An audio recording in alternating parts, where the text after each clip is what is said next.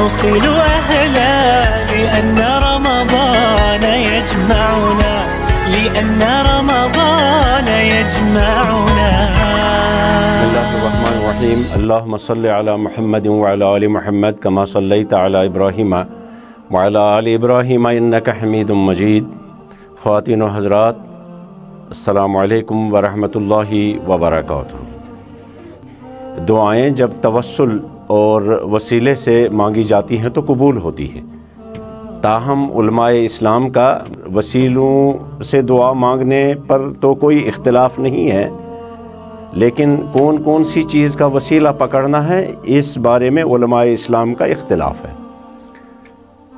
بعض دوستوں کے ہاں اسی انسانی وسیلہ کا پکڑنا تو بالکل جائز نہیں ہے، لیکن بعض روایات اور بعض آثار سے ثابت ہوتا ہے کہ انسانوں میں سے سب سے افضل ترین انسان جناب حضرت رسول اکرم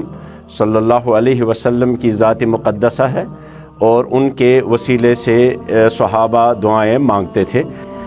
ایک شخص عامہ نبی پاک صلی اللہ علیہ وسلم کے دربار میں آیا اور عرض کیا کہ اللہ سے مانگیے کہ میری یہ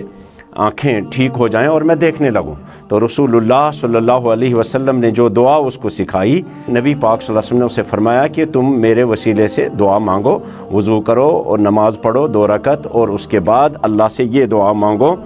کہ اللہم انی اسألک و اتوجہ الیک بنبیک محمد صلی اللہ علیہ وسلم فی حاجت حاجہ لتقضی لی فشفعہ فیہ۔ تو رسول اللہ صلی اللہ علیہ وسلم کی اس دعا کے سکھانے کے بعد اور اس میں توسل کا طریقہ سکھانے سے یہ بات ثابت ہوتی ہے کہ جناب رسول پاک صلی اللہ علیہ وسلم کی ذات مقدسہ کے توسل سے صحابہ دعائیں مانگتے تھے۔ اس بارے میں امت میں کسی معروف یا کسی اہم شخصیت کا کوئی اختلاف نہیں ہے، شخصیت سے مراد ہے محدث۔ تاہم بعض لوگ یہ کہتے ہیں کہ نبی پاک صلی اللہ علیہ وسلم کی ذات مقدسہ کا وسیلہ آپ کی موجودگی میں تو جائز ہے، لیکن آپ کی عدم موجودگی میں یہ جائز نہیں ہے۔ بعض لوگ جو ہیں وہ اس سے یہ استشہاد کرتے ہیں، لیکن جو اس کو مانتے ہیں کہ نبی پاک صلی اللہ علیہ وسلم کے انتقال پرملال کے بعد بھی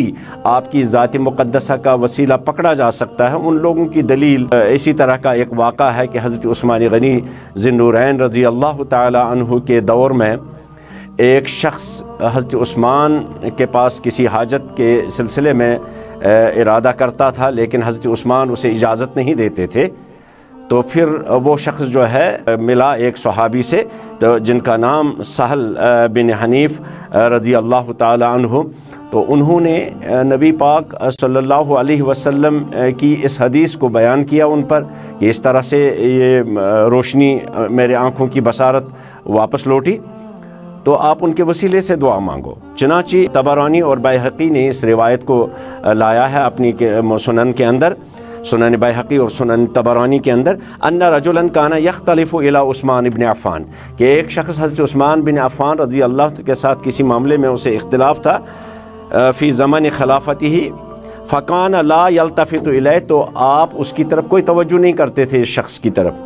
ولا ينظر فی حاجتہ، تو نہ اس کی حاجت روائی کرتے تھے، فشکا ذالک لابن حنیف، تو اس نے ابن حنیف یعنی سہل بن حنیف، بعض روایت میں عثمان بن حنیف کی طرف شکایت کی، فقال ائت المتوضع فتوضع، آؤ وضو کی جگہ پہ وضو کرو، ثم اتی المسجد فصلی ثم قل، آؤ اور پھر نماز پڑھو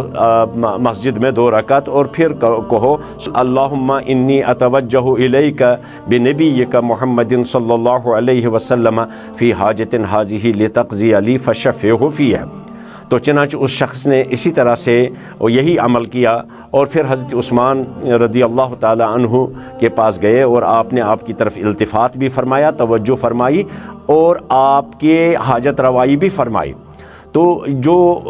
دوست احباب یہ کہتے ہیں کہ آن حضور صلی اللہ علیہ وسلم کی عدم موجودگی میں توسل جائز ہے، ان کی دلیل یہ حدیث بھی ہے، اور اس کے علاوہ اور بھی ایک حدیث ہے، لیکن جو لوگ اس سے اختلاف کرتے ہیں ان کی بھی اپنی جگہ پہ ایک دلیل ہے، جس کا ہم انشاءاللہ آگے کی نشست میں تفصیل سے بیان کریں گے۔